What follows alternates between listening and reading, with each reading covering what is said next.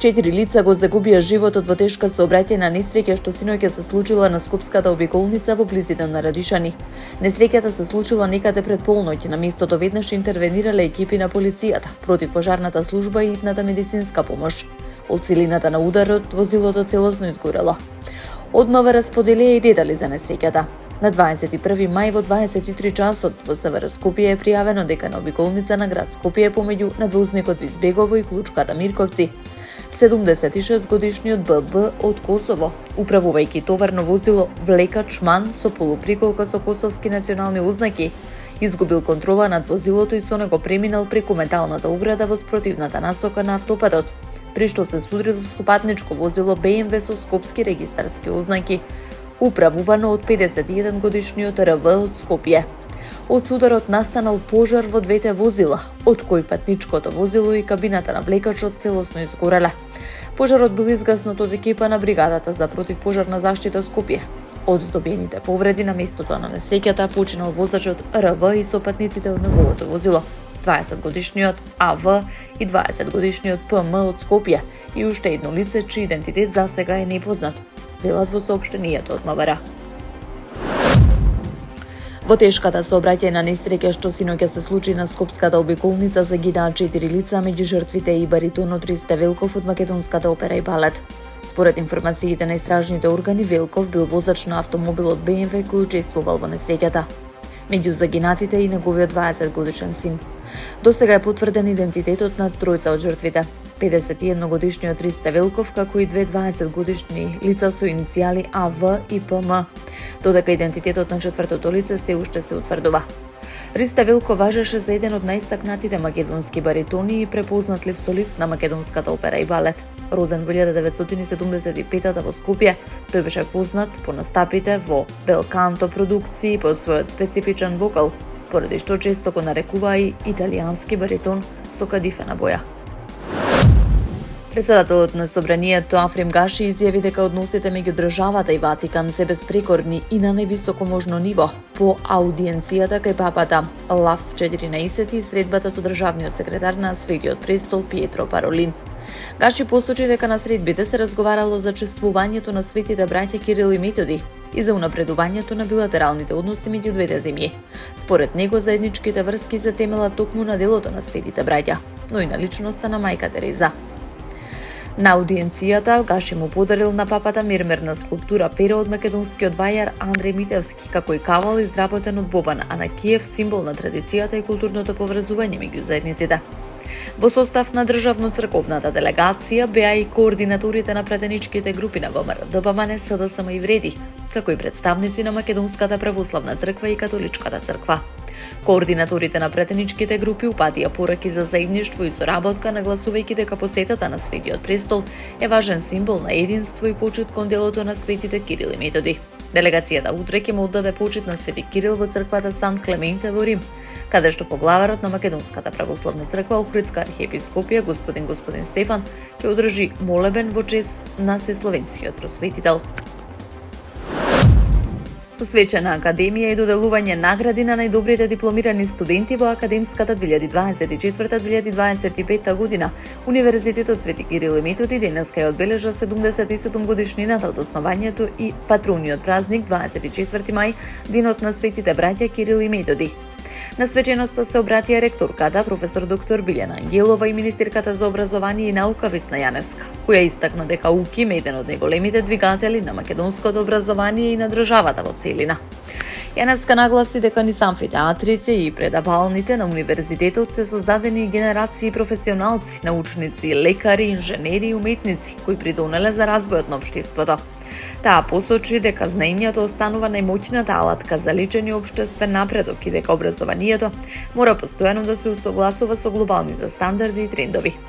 Министерката информираше дека државната поддршка за УКИМ е значително зголемена, при што буџетот за универзитетот пораснал од 3 милиарди динари во 2024 на речиси 5 милиарди динари годинава. Таа истакна дека Министерството за образование и наука и УКИМ имаат партнерски односи и успешна соработка во подготовката на нови законски решенија, реализацијата на научно-истражувачки проекти и спроведувањето на стратегијата за паметна специализација.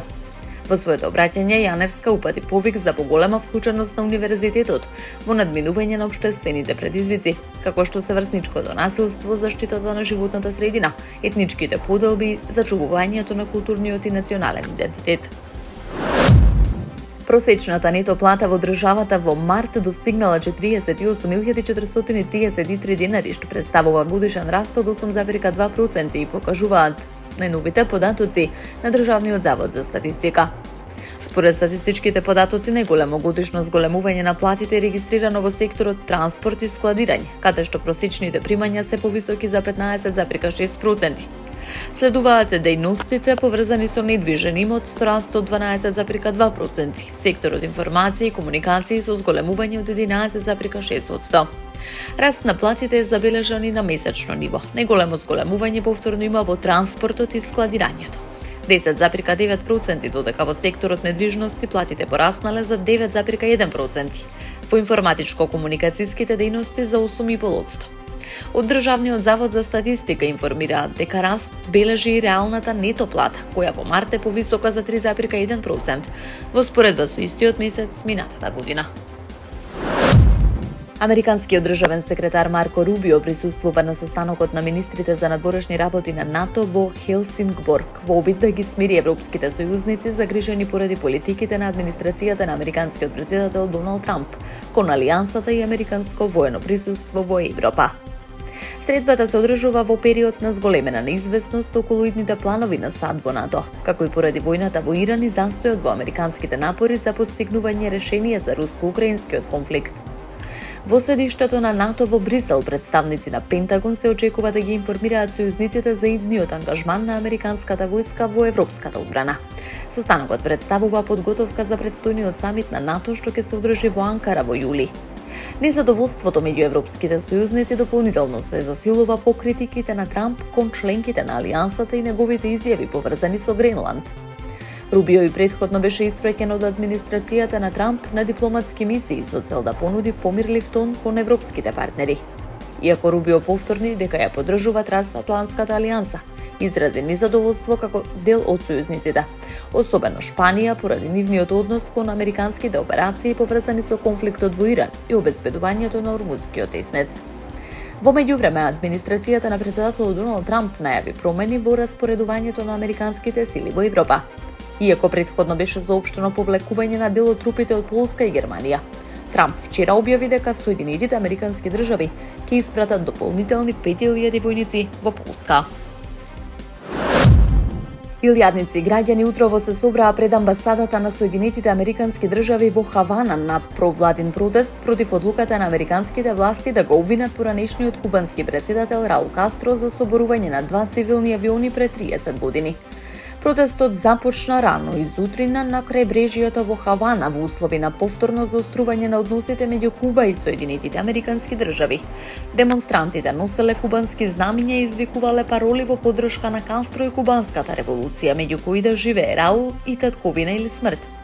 Иако 94 годишниот Раул Кастро не присуствувал на собирот, неговата порака до насобраните ја пренел Херардо Ернандес, кој им се заблагодарил на кубанците и на поддржувачите на островот ширум светот за искажаната солидарност.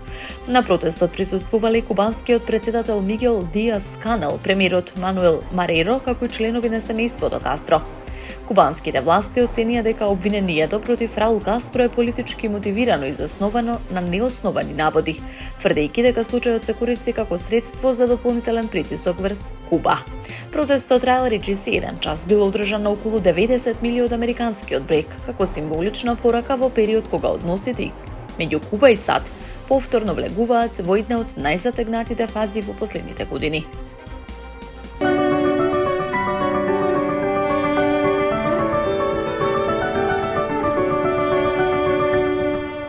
Од Управата за хидрометеоролошки работи за утре најавија променливо облачно и нестабилно време на повеќе места со пороен дожд, грмежи и засилен ветер.